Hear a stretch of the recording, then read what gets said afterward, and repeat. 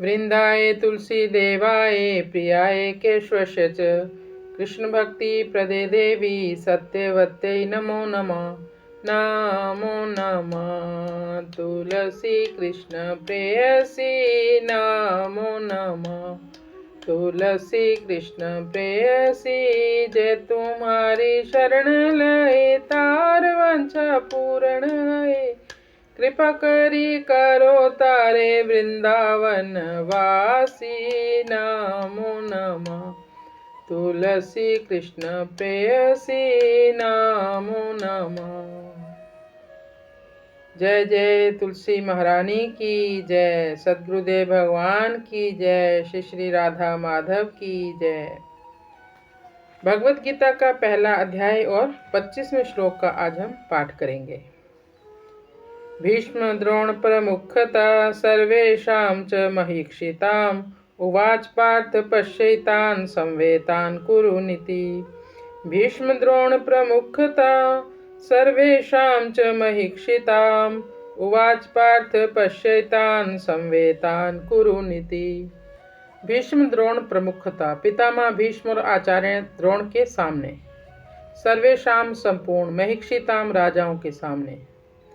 यहाँ गूढ़ा केशेन शब्द के दो अर्थ होते हैं। गूढ़ा नाम मुड़े हुए का भी है और केश नाम बालों का है। जिसके सिर के बाल मुड़े हुए अर्थात घुंघराले हैं उसका नाम गूढ़ा केश है। गुड़ा का नाम निद्रा का भी है और ईश नाम स्वामी का है। जो निद्रा का स्वामी है अर्थात निद्रा ले चाहे ना ले, ऐसा जिसका निद्रा पर अधिकार है उसका नाम गुड़ा केश है। अर्जुन के केश घुंघराले थे और उनका निद्रा पर आधिपत्य था, इसलिए उनको गुड़ा केश कहा गया। एवं मुक्तो जो निद्रा आलस्य के सुख का गुलाम नहीं होता और जो विषय भोगों का दास नहीं होता, केवल भगवान का ही दास होता है, भगवान का ही भक्त होता है। उस भक्त की बात भगवान सुनते हैं, केवल सुनते ही नहीं उसकी आज्ञा का पालन भी करते हैं। इसलिए अपने सखा भक्त अर्जुन के द्वारा आज्ञा देने पर अंतर्यामी भगवान श्री कृष्ण ने दोनों सेनाओं के बीच में अर्जुन के रथ को खड़ा कर दिया। आगे है ऋषिकेश। इंद्रियों का नाम ऋषिक होता है। जो इंद्रियों के ईश अर्थात स्वामी हैं उनको ऋषिकेश कहते हैं। फिर सैन्योर उभयोर मध्य स्थापित्वा रथोत्तमम, दोनों सेनाओं के बीच में जहाँ खाली जगह थी वहाँ भगवान ने अर्जुन के श्रेष्ठ रथ को खड़ा कर दिया। भीष्म द्रोण प्रमुखता सर्वेषां च महीक्षिताम्, उस रथ को भी भगवान ने विलक्षण चतुराई से ऐसी जगह खड़ा किया जहाँ से अर्जुन को कौटुंबिक संबंध वाले पितामह भीष्म, विद्या के संबंध वाले आचार्य द्रोण और कौरव सेना के मुख्य राजा लोग सामने से दिखाई दे सके। उवाच पार्थ पश्येतान संवेतान कुरुनिति।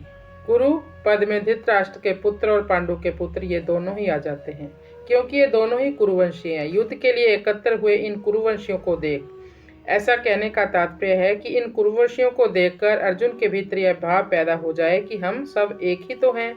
इस पक्ष के हों चाहे उस पक्ष के हों, भले हों चाहे बुरे हों, सदाचारी हों चाहे दुराचारी हों, पर हैं तो हम सब अपने ही कुटुंबी।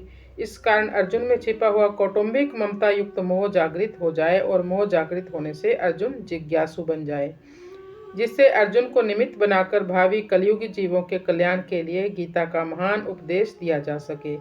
इसी भाव से भगवान ने यहाँ पश्येतान संवेतान कुरुन कहा है।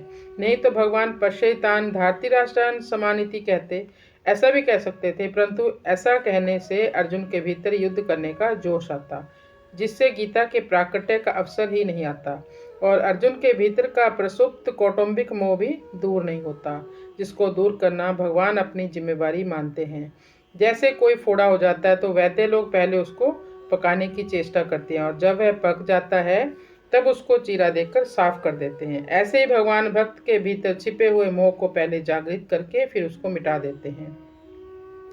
यहाँ भी भगवान अर्जुन के भीतर छिपे हुए मोह को कुरुन पश्य कहकर जागृत कर रहे हैं, जिसको आगे उपदेश देकर फिर नष्ट भी करेंगे।